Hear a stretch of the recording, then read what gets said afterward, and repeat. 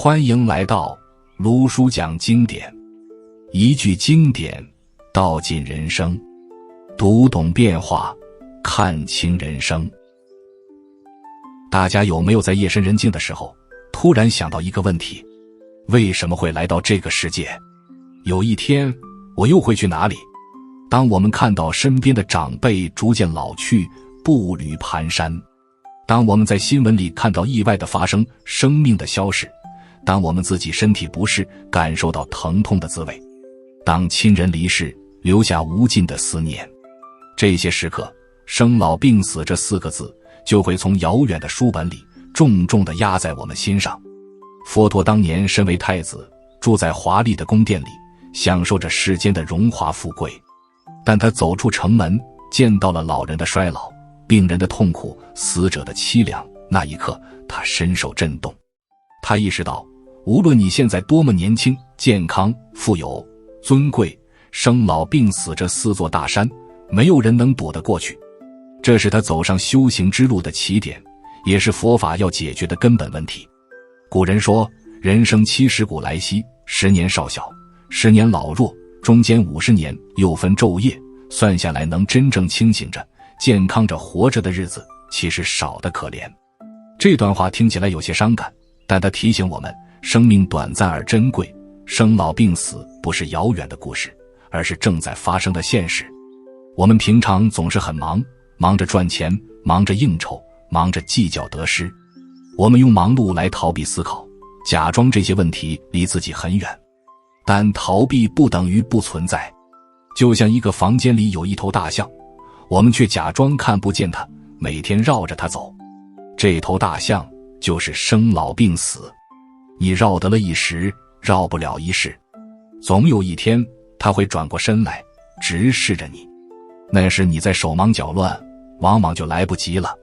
佛经里有个比喻，叫做火宅，说我们居住的三界就像一座着火的房子，里面充满危险，可孩子们却在里面玩得不亦乐乎，根本不知道危险将至。生老病死就是那场大火，而我们就是那些沉迷玩乐、浑然不觉的孩子。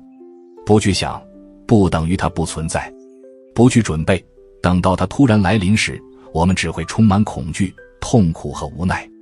真正的智者不是逃避问题的人，而是敢于直面问题、提前做准备的人。生老病死既然是每个人都必须面对的功课，那我们就应该拿出时间和勇气，好好的学习这门功课。不是为了增加焦虑，而是为了有一天，当它来临时，我们可以少一分恐惧，多一分坦然；少一分痛苦，多一分从容。接下来，我们就一关一关的来看看，这人生四苦到底在告诉我们什么，我们又该如何面对它们。先来说说生。很多人会觉得生是喜悦的，怎么会是苦呢？你想想自己来到这个世界的过程，母亲怀胎10月，其中的辛苦和风险自不必说。出生那一刻，你从温暖安稳的环境里一下子被推到陌生的世界，冷空气刺激皮肤，第一个反应就是啼哭。这哭声在佛家看来就是生命之初的第一声叹息。道家祖师老子曾说，吾所以有大患者，谓吾有身。意思是我之所以有大的忧患，是因为我有这个身体。有了身体，就有了饥渴寒热，有了各种需求和烦恼。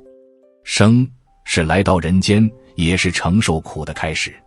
所以佛家将生列为8苦之首，它不是否定生命的珍贵，而是让我们看到生命存在的本质就是伴随着苦。再看老，如果说生是一声啼哭，那老就是一首漫长的诗，写满了无常。年轻的时候，我们意气风发，觉得浑身有使不完的劲。可是岁月不饶人，不知不觉间，镜子里的自己添了白发，眼角爬上了皱纹，腿脚不那么灵便了，记忆力也不如从前了。曾经爱吃的东西，现在牙口不行了；曾经想去的地方，现在体力跟不上了。这种身心的逐渐衰退，是一种缓慢的、持续的痛苦。古人对此有很深的感慨，《论语》里就记载，孔子曾经站在河边说，逝者如斯夫，不舍昼夜。时光像河水一样日夜奔流，一去不复返。老了，就是看着自己一点点失去青春，失去活力，那种无力感，只有经历的人才懂。面对老，我们该怎么办？拼命用化妆品遮盖，或者不肯承认自己老了，继续勉强去做力不从心的事，这些都不是办法。真正的智慧是接受它，接受身体会老，接受容颜会变，就像接受白天之后是黑夜，春天之后是冬天一样自然。当我们不再抗拒衰老，反而能在衰老中发现另一种美，那是经历过世事后的从容，是放下执着后的淡然。老，让我们的心有时间静下来，去看清生命中真正重要的东西。佛经里鼓励我们要善用此身，借假修真。这个身体虽然会老会坏，但在它还能用的时候，我们可以用它来修行，来行善，来帮助别人，来提升自己的心灵。这样，老就不是单纯的失去，而是另一种意义上的获得。接着我们看看病。生病这件事，大概没有人会喜欢。无论是头疼脑热的小病，还是让人卧床不起的大病，病痛都在直接折磨着我们的身体。它让我们吃不下饭，睡不好觉，做不了想做的事。生病的时候，我们才会真切地感受到，平时那个活蹦乱跳的身体，原来是多么脆弱，多么不听使唤。古人有句话说，健时为大家忙，病后为自己忙。健康的时候，忙的都是外面的事，为家庭，为事业。一旦病倒，才不得不停下来，面对自己的身体，面对自己的内心。从这个角度看，病也是一种善意的提醒，提醒我们之前可能透支了健康，忽略了身体的信号。病痛还带来另一种苦，就是对未知的恐惧。一个小小的症状，可能就会让我们胡思乱想，担心是不是得了什么重病。这种心理上的煎熬，有时比身体上的病痛更难受。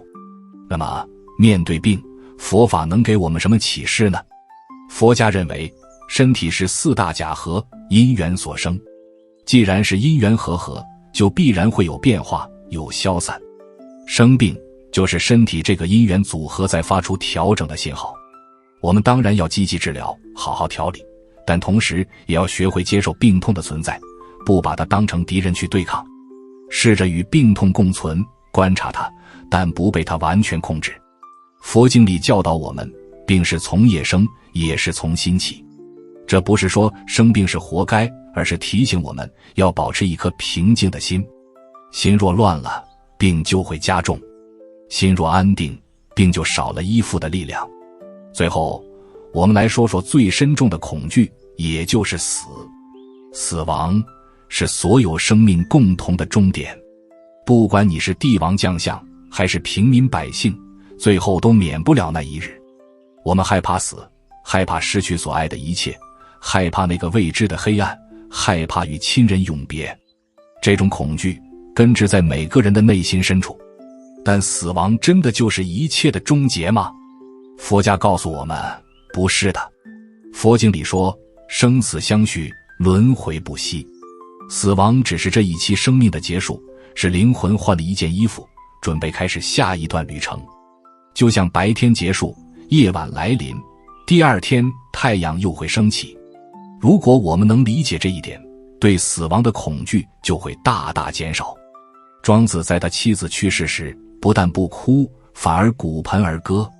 朋友责怪他，他说他本来没有生命，没有形体，没有气息，在恍恍惚惚之间，变化而有气，气变化而有形，形变化而有生命，如今又变化而死去。这和春夏秋冬四季运行一样自然。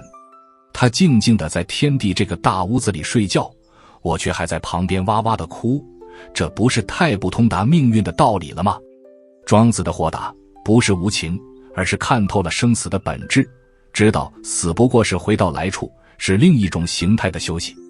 我们不需要像庄子那样鼓盆而歌，但至少可以学习他的通透，减少对死亡的恐惧，把每一天都当作最后一天来珍惜，把每一次告别都当作可以重聚的暂别，这样活着会少很多遗憾，多很多真心。我们谈了生老病死的苦，不是为了让大家变得悲观消极，恰恰相反，看清这些苦是为了让我们更好地活着。就像知道路上有坑，我们会走得更小心；知道天会黑，我们会提前赶路；知道生命终将结束，我们才会更珍惜现在拥有的每一天。佛陀出家求道，最终在菩提树下悟道，他悟到的究竟是什么？就是如何超越生老病死的痛苦，获得真正的解脱和自在。他告诉我们，苦是存在的，但苦是有原因的，也是可以止息的，止息苦的道路也是存在的。这就是著名的四圣谛。所以面对生老病死，我们不是只能被动的忍受，而是可以主动的修行，让心获得自由。如何超越呢？关键就在这颗心。六祖慧能大师说，何其自性，本自清净。何其自性，能生万法。我们的本来面目是不生不灭，不垢不净的。生老病死是身体这间房子的变化，是现象界的无常，而不是我们真正的自己。那个能知能觉能感受苦乐的本性，它一直都在，从未生过，也从未死过。当我们通过修行认清了这一点，把心安住在不生不灭的本性上，那么身体的生老病死就像天空飘过的云彩，来来去去，却影响不了天空本身。但这需要长期的修行，不是一朝一夕之功。对普通人来说，面对生老病死，最切实的方法就是活在当下。过去的已经过去，未来的还没到来，我们能把握的只有此时此刻。认真的吃每一口饭，安心的走每一步路，真诚的对待每一个人，把对死亡的恐惧转化为对当下的珍惜。古人说，朝闻道，夕死可矣。如果能在活着的时候明白了生命的真谛，活出了自己的价值，那么死亡来临时也可以坦然面对。最后，我想邀请大家一起做一个简单的练习，可以帮助我们更从容地面对生命的无常。现在，请找一个安静的地方坐下，轻轻闭上眼睛，做几次深呼吸，让心平静下来。然后在心里对自己说这几句话：生命是无常的，但我珍惜每一个当下；身体会老会病，但我的觉性始终清醒；死亡不是终点，它只是另一个开始。我愿带着爱与觉知，活好生命中的每一天。当你慢慢睁开眼睛，希望你能带着这份对生命的洞察，更温柔地对待自己，更珍惜身边的人，更从容地走过人生的每一个阶段。因为我们如何面对生老病死，就如何度过我们的一生。如果你喜欢今天的分享，或者对生老病死有自己的感悟和故事，欢迎在留言区写下来。你的分享也许会点亮另一个正在黑暗中摸索的人。如果这一集对你有所提醒，欢迎订阅卢叔讲经典，并开启小铃铛，让经典的话在你需要的时候再次出现。用经典照见人心，用时间验证智慧。我们下节课再见。